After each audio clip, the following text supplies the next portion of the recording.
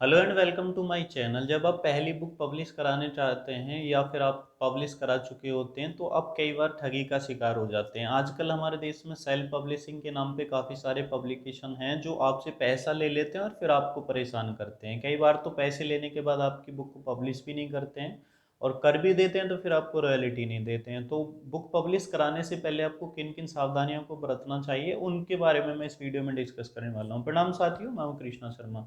सबसे पहले बात करते हैं कि अगर आप पहली बुक पब्लिश कराना चाहते हैं तो हर व्यक्ति के मन में एक इच्छा रहती है कि वो राइटर बन जाए, अगर उसकी लिखने की आदत है तो। और पहली बुक को पब्लिश कराने के लिए बहुत जल्दबाजी करते हैं हम लोग।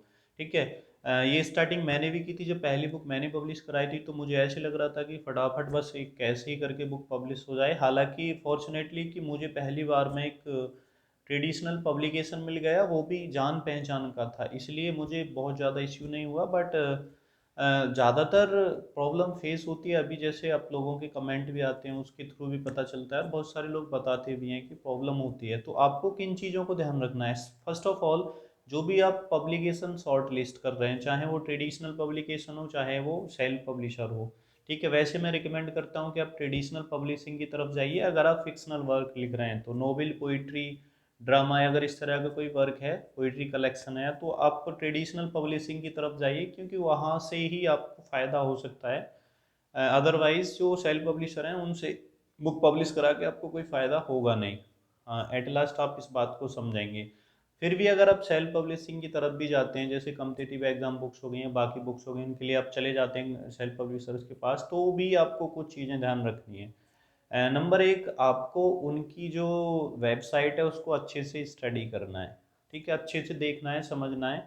और उसके बाद उसके जो रिव्यू होते हैं, जो सेल्फ पब्लिशर हैं स्पेशली, क्योंकि ट्रेडिशनल पब्लिकेशन वाले आपसे एक पैसा भी नहीं लेते हैं और वो सभी चीज़ खुद करते हैं, मार्केटिंग वगैरह और ए टू जेड काम वो खुद करते हैं, आपको रॉयल्टी देते हैं। और वो इसलिए होता है क्योंकि ट्रेडिशनल पब्लिशिंग पब्लिशिंग में बुक पब्लिश कराना इसलिए मुश्किल भी है क्योंकि वहाँ हज़ारों लोग अपनी मैन्युस्क्रिप्ट सेंड करते हैं, उनमें से वो कुछ को ही सेलेक्ट करते हैं जो सबसे ज़्यादा अच्छी रहती है। तो मतलब आपका अच्छा वर्क होगा तभी आप सेल्फ ट्रेडिशनल पब्लिशिंग में पब्लिश करा पाते हैं। ठीक है। अब सेल्फ पब्लिशिंग में आपको करना यही है कि सबसे पहले आपको उनकी इस वेबसाइट को देखना है।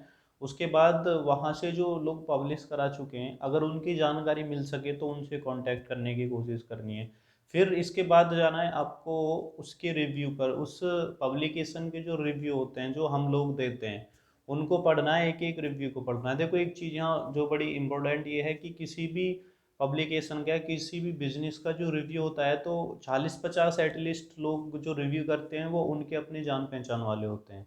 मतलब एक व्यक्ति ऑलमोस्ट जब बिजनेस शुरू करता है तो उसके 40-50-100 लोग जान पहचान के होते हैं, तो उनसे कह कह के वो रिव्यू करा लेता है अच्छे वाले। एवन कि उन्होंने उस पब्लिकेशन पे ना तो बुक पब्लिश कराई होती है ना वो कुछ जानते हैं उसके बारे में, फिर भी क्योंकि वो उनके जान पहचान के होते हैं तो वो अच्छा रिव्यू लिख देते हैं। तो वहाँ जाके आपको सबसे पहले तो वो देखना है जो लोएस्ट स्टार वाले, मतलब सिंगल स्टार या डबल स्टार वाले जो रिव्यू होते हैं उनको शॉर्ट लिस्ट करके पढ़ना है और फिर कोशिश करनी है उन लोगों से कांटेक्ट करने की। क्योंकि जब आप गूगल पे कोई सर्च करते हैं तो आजकल सोशल मीडिया के टाइम में सभी चीज़ें एक दूसरे से कनेक्ट हैं, तो बड़ी आसानी से आप कांटेक्ट कर सकते हैं सोशल साइट के थ्रू। ठीक है। उसके बाद आप 10-5 लोग अगर वहाँ से शॉर्ट लिस्ट कर लेते हैं, उनसे बात कर लीजिए अगर आपको सब कुछ अच्छा लग रहा है। वरना तो रिव्यू देखकर ही पता चल जाता है, किसी पब्लिकेशन के 40-50 रिव्यू हैं तो समझो वो अच्छे रिव्यू हैं तो वो उसके अपने हैं। उसके बाद अगर ज़्यादा रिव्यू लोग कर रहे हैं, 100, 150, 500, 1000, 2000, तो समझो कि लोगों ने रियल रिव्यू दिए हैं। ठीक है। तो वो आपको एक राय बनाने के लिए प्लेटफॉर्म प्रदान कर देते हैं। अच्छा, एक और चीज़, जब 40-50 लोग रिव्यू करते हैं तो वहाँ उनकी रेटिंग 5 स्टार ही रहती है। 4.9 हो गया, 5 स्टार हो गया। अब देख लेना, जो भी सेल्फ पब्लिशर है उनकी रेटिंग यही मिलेगी क्योंकि वो 40-50 लोगों से, 60 लोगों से रिव्यू कराए रखते हैं और उसके बेस पे उनकी रेटिंग अच्छी रहती है और उनको वो ऐसे लगता है कि इसको देख के हमारा बिजनेस बढ़ जाएगा। तो हम लोग क्या गलती करते हैं कि हम रिव्यू पढ़ते नहीं हैं। आई एम श्योर आप में से काफ़ी लोगों ने पहली बुक को उनको देने से पहले रिव्यू नहीं पढ़े होंगे, उनकी रेटिंग नहीं देखी होगी। तो आपको ये रेटिंग ज़रूर देखनी है और पब्लिश करनी है।